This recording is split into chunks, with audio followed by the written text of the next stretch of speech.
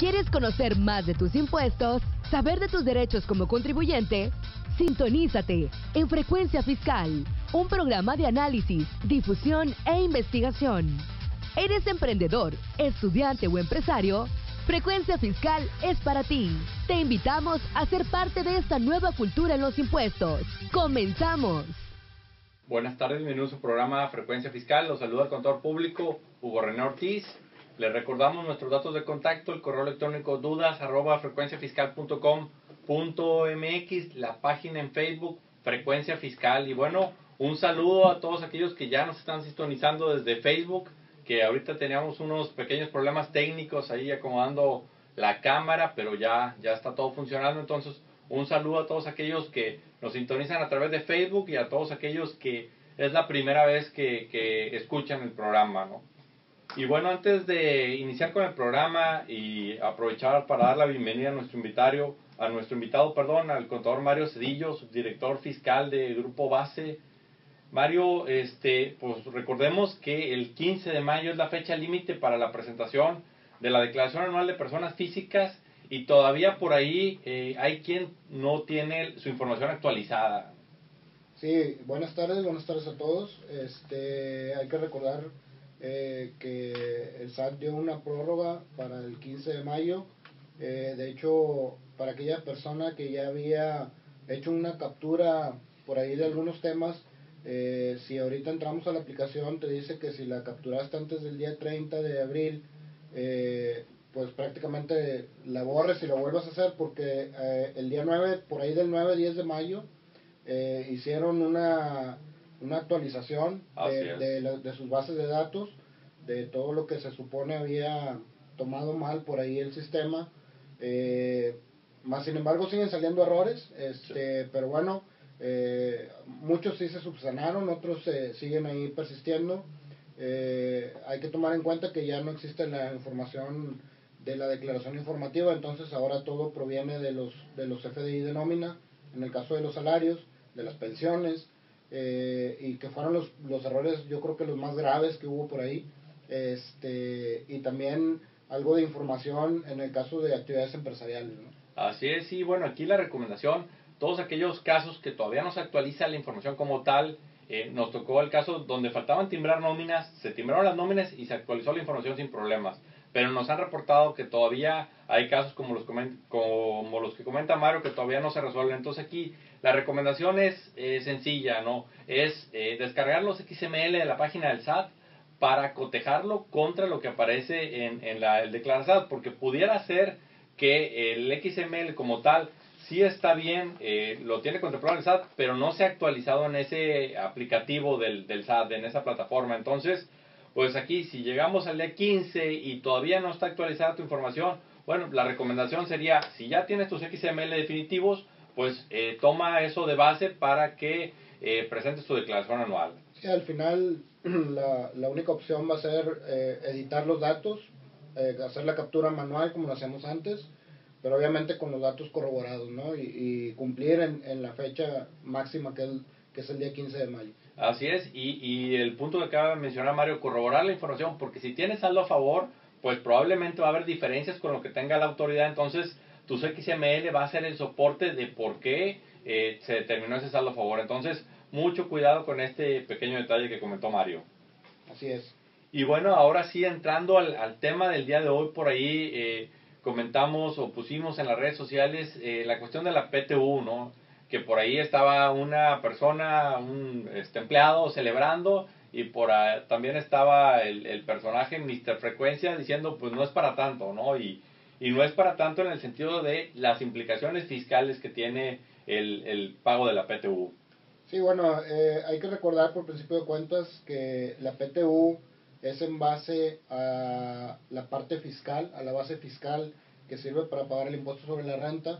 No necesariamente el que una empresa tenga una utilidad contable o financiera que se ve a lo mejor muy bonita en un periódico, o aquellas que tienen obligación de hacerlo público, las empresas públicas, no necesariamente quiere decir que esa es tu base fiscal, ¿no? Muchas veces por ahí hay temas fiscales que no se ven en la parte financiera, temas financieros que no se toman en la parte fiscal, y esto hace que las bases sean diferentes. Entonces, no necesariamente la utilidad contable es la utilidad que el 10% de su utilidad es la que nos van a repartir, ¿no? Así es, sí, mucho ojo con eso por la cuestión, como acaba de comentar Mario, las empresas públicas que despliegan su información, lo que despliegan es la información financiera, pero repetimos, esa no es la base para el cálculo de la PTU.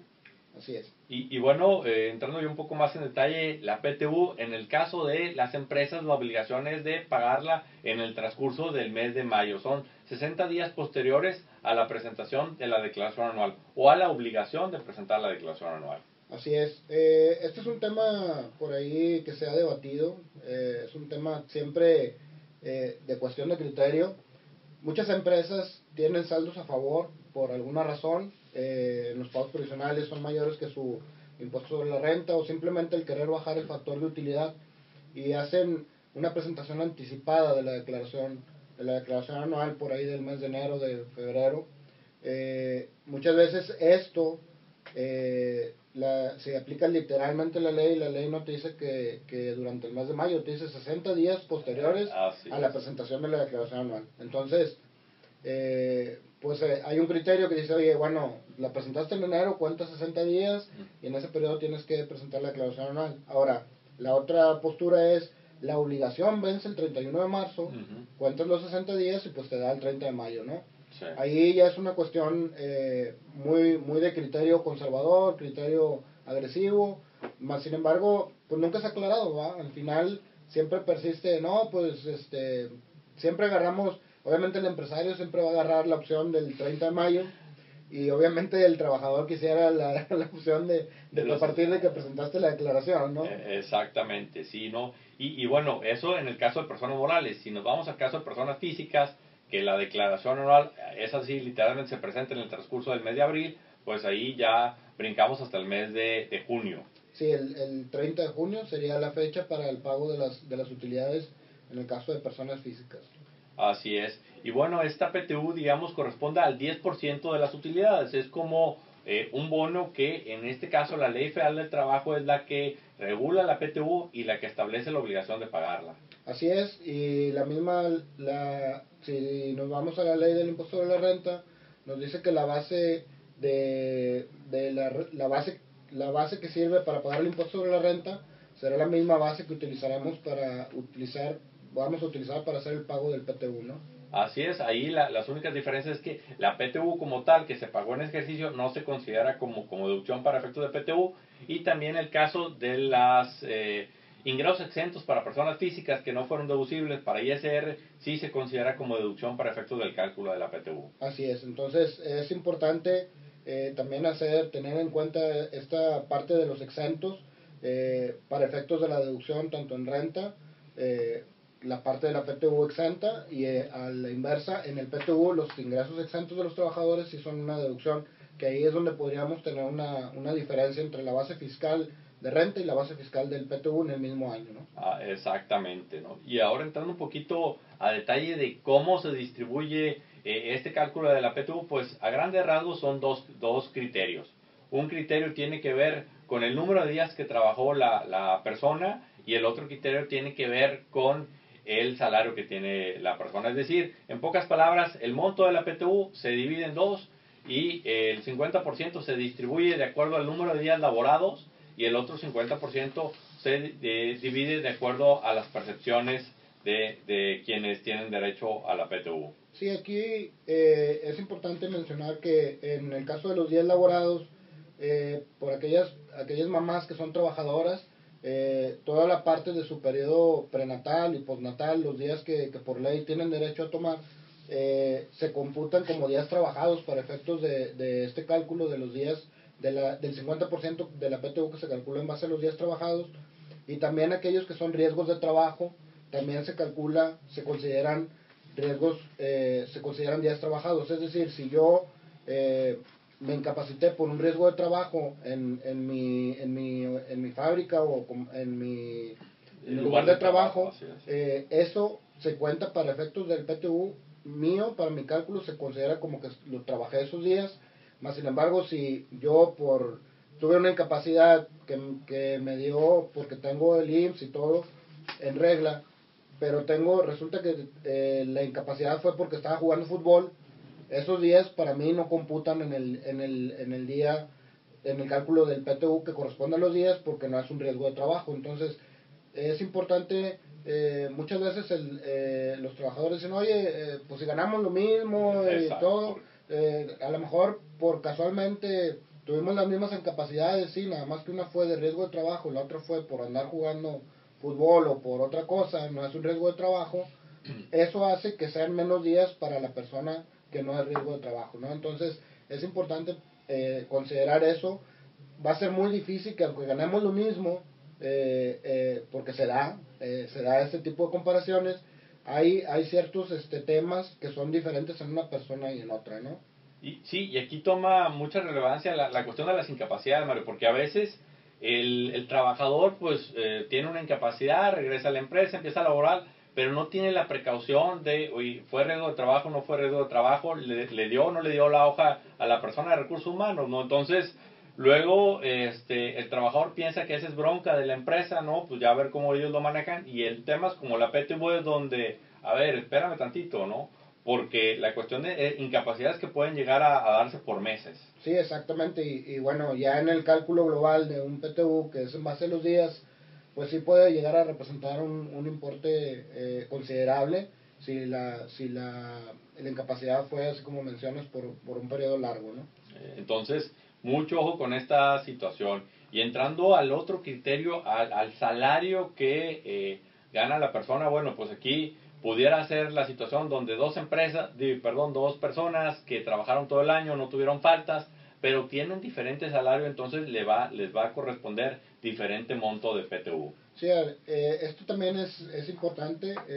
Obviamente ese dato sí es 100% de la empresa. Sí. Ahí el tema, por decir, con las incapacidades también hay un tema de cuestión de criterio. Depende también mucho de la empresa. Hay que recordar que la base del PTU dice que se consideran los salarios pagados por el patrón. Entonces, habría que definir qué se entiende por un salario pagado por el patrón. Técnicamente la incapacidad no la paga el patrón, la paga el IMSS. Entonces, hay empresas que sí lo consideran, hay empresas que no lo consideran. En mi opinión y percepción muy personal, no se debiera de considerar, porque al final no es un salario que el patrón haya erogado, y al final de lo que se trata es de sacar un porcentaje de las erogaciones que yo hice por los trabajadores que tienen derecho a tener PTU en base al salario.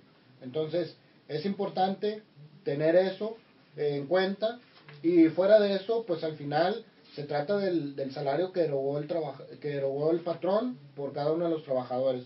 El salario es importante considerar, no entran las gratificaciones especiales, no entran las percepciones extras que tenemos por ahí de prestaciones, de previsión social, todo ese tipo de cosas no, es únicamente lo que hayas percibido por efectos de tu salario.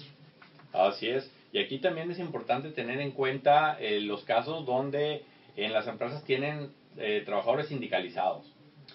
Sí, bueno, el tema del trabajador sindicalizado, muchas veces todavía en México tenemos este tema de tener trabajadores sindicalizados y trabajadores de confianza. En el caso de los trabajadores de confianza, pues tendríamos un tope, ¿no? Al final, la ley te establece que tu trabajador sindicalizado mejor pagado, aumentado en un 20%, es el máximo de PTU que podrían recibir tus trabajadores, o bueno, aquellos trabajadores que no estén sindicalizados. Es importante porque esto lleva a que la base en la parte de los trabajadores sindicalizados obviamente reciban una mayor percepción por concepto de PTU al estar topado en la parte de arriba en cuanto al salario, ¿no? En cuanto al 50% que se reparte en base al salario. Así es, sí, esto es importante tenerlo en cuenta porque, pues como tú lo comentas, en tema de proporción, la distribución cambia drásticamente y eso puede ser que, aunque haya mucha diferencia de salarios percibidos, debido a este tope, bueno, pues ya es más homogénea la distribución en cuanto a ese criterio en particular. Sí, obviamente lo que se trata, como ese 50% se reparte en base a los salarios percibidos, lo que se trata es que generalmente la gente de confianza tiene una mejor remuneración, que el personal que está sindicalizado. Lo que se trata de hacer es tratar de igualar o de que la base de reparto sea pues similar para todos, ¿no? Que ahora sí que la utilidad se distribuya equitativamente entre todos, ¿no? Así es. Y todos estos conceptos y demás es importante, o sea, tenerlos en cuenta y también estar conscientes que la autoridad ya conoce esta información. Con el timbrado de los recibos de nóminas, ahí pues viene la cuestión de las incapacidades, que si es sindicalizado o no, una serie de información que si la vemos aislada, pues parecería que no toma relevancia, pero al verlo en conjunto con este tipo de temas, bueno, pues ahí mucho ojo. Sí, lo que hemos venido comentando en muchos programas, la tecnología nos alcanzó. Hoy en día la autoridad, independientemente de que estemos llenando bien o no el CFDI de nómina, el CFDI de nómina está pensado justamente en este tipo de parámetros, ¿no? ¿Por qué? Porque al final por el PTU vas a emitir un CFDI de nómina. Exacto. Entonces la autoridad pues tiene todos los argumentos. El PTU lo declaras en tu declaración anual. Es más, o sea, si nos vamos más allá y fuéramos muy curiosos, realmente la autoridad tiene la manera de realizar el cálculo de PTU, ¿no? Así es. Y de validar que tú estás, al recibir tu CFDI de nómina por PTU en el siguiente ejercicio y ya haber cerrado el ejercicio anterior, la autoridad tiene la manera de hacer el comparativo para ver si estás aplicando los criterios, ¿no? Y esto también lo pudiera relacionar la misma autoridad, digamos, con el alta del IMSS, ¿no? Ahí donde se pone el salario de integrado, qué tipo de trabajador, qué tipo de jornada, una serie de cosas que, pues, se cierra la pinza desde el punto de vista laboral, de seguridad social y del tema fiscal. Sí, aparte agregarle que hay que recordar por ahí una regla ya donde el IMSS va a poder usar el buzón tributario para notificarte también temas por ahí. Entonces, de que hay comunicación entre las autoridades, pues ya existe. Y ahora, pues yo creo que electrónica, pues todavía con mayor razón, ¿no? Sí, entonces, mucho ojo. Si algunos de estos temas o algunos de esos puntos que estamos comentando, pues no lo tienen del todo aterrizado o viendo el impacto en las empresas, bueno, pues es momento oye, ¿qué hacemos?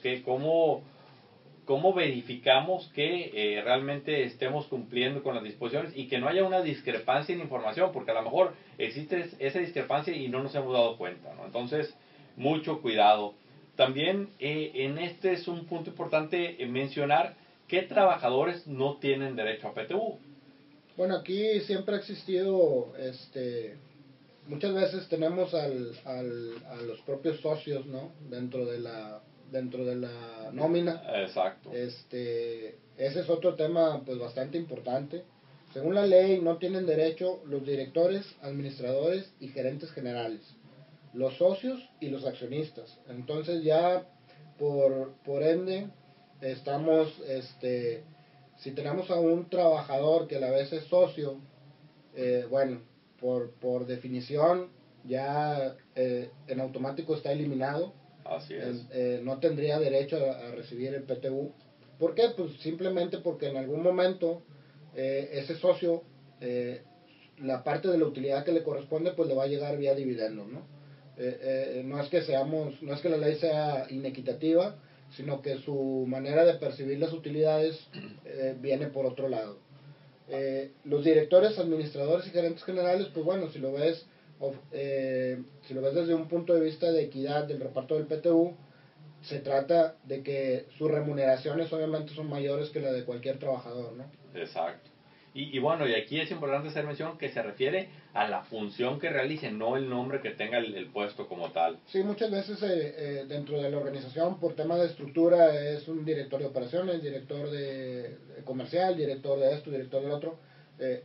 La ley no se refiere a ese nivel, vaya.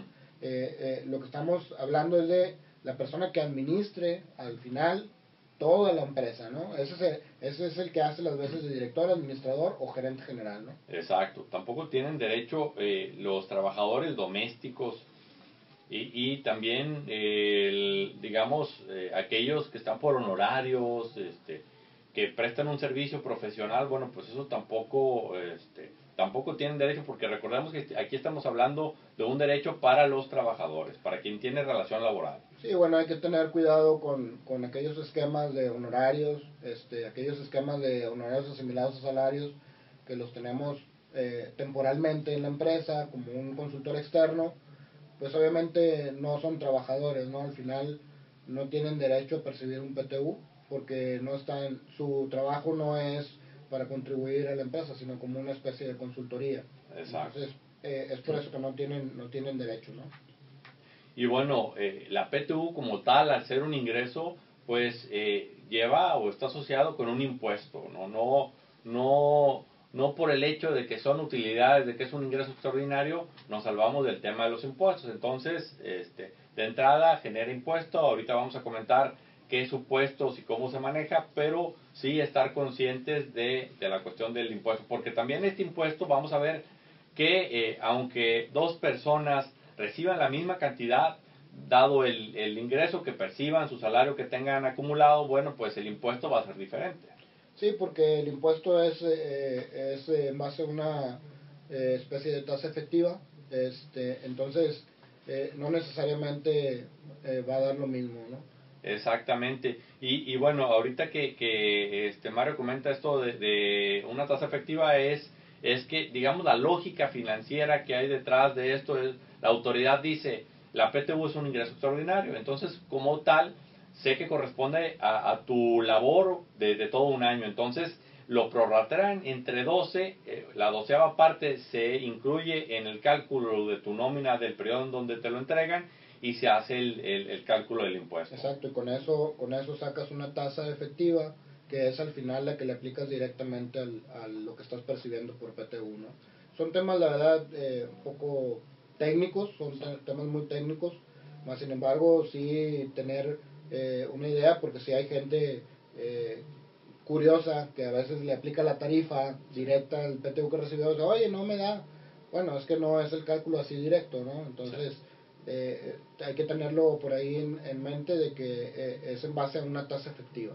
Así es, sí, y bueno, esa es la alternativa y la que resulta en la mayoría de los casos en beneficio del trabajador. Sin embargo, está la otra opción que acaba de comentar Mario, que puede resultar más gravosa, ¿no? Y aquí también tener presente que estamos hablando de la PTU, porque luego hay empresas que tuvieron pérdida fiscal, que no tienen PTU y otorgan un bono equivalente a la cuestión de la PTU y lo quieren manejar como PTU y a lo mejor para decir que es un bono, una gratificación está bien, pero fiscalmente es un tratamiento completamente diferente a lo que estamos platicando el día de hoy. Sí, fiscalmente eso es una gratificación extraordinaria, no tiene nada que ver con PTU, no le aplica ninguna exención, entonces hay que tener cuidado, como dice Hugo, con los conceptos y sobre todo al momento de llenar el CFDI de nómina, ¿no? La deducción de ese bono extraordinario, de esa gratificación extraordinaria, es en base a las reglas de las deducciones por sueldos y salarios normalito, no en base a la PTU, ¿no? Exacto. Y ahorita acabas de mencionar el monto exento de la PTU. Hay un monto exento que está fijado en UMAS, son 15 UMAS. Son 15 UMAS. Para este año estamos hablando de una cantidad exenta de PTU de 1,209 pesos. Entonces, aquí el cálculo de la PTU, si sobrepasa los 1,209 sobre el excedente, se va a calcular el impuesto y la mecánica que comentamos hace rato. Y en caso de que llegue a ser menor a esa cantidad, bueno, pues no habrá un impuesto de por medio. Exacto, todo se considera exento. Sí, entonces, mucho ojo con todos estos pequeños detalles. Y como Mario comentaba, bueno, pues hay un CFDI que está ligado, que se tiene que expedir por esta cuestión. Y hacemos hincapié en esto del CFDI porque este año nos dimos cuenta que hubo empresas que estas percepciones extraordinarias no las habían timbrado. Sí, no sé si, pero fue un error muy común, o sea, no sé si se les olvidó o qué pasó, pero sí hubo una de las principales diferencias entre la página del SAT y lo que el trabajador estaba considerando, porque hubo empresas que aún así entregaron las constancias, precisamente era el tema del PTU, que no lo timbraron, entonces, pues bueno, por ahí se les fue el tema. Afortunadamente el SAT sacó una regla extendiendo el plazo para poder, para poder hacer los FDI correctamente, y bueno, es parte de las correcciones que se hicieron en la página, ¿no? Sí es, entonces mucho ojo con este detalle, ¿no? Bueno, por ahí también, Mario, otros puntos que tengan que ver con este tema. Sí, un tema importante. Muchas veces como trabajadores decimos, oye, ¿cómo me doy cuenta que mi patrón generó utilidades o no generó PTU para saber? Recordarle tanto a los trabajadores como a nuestros amigos que son encargados, responsables del área de impuestos de la empresa. Hay una obligación en la Ley Federal del Trabajo de crear una comisión mixta para el PTU, para el reparto de la PTU.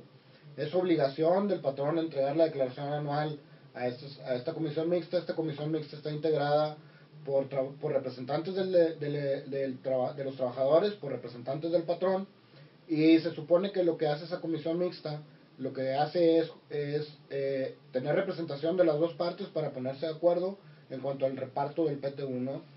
Tanto revisar la declaración anual y la correcta determinación del PTU en su caso, y posteriormente hacer ellos la evaluación del reparto, ¿no?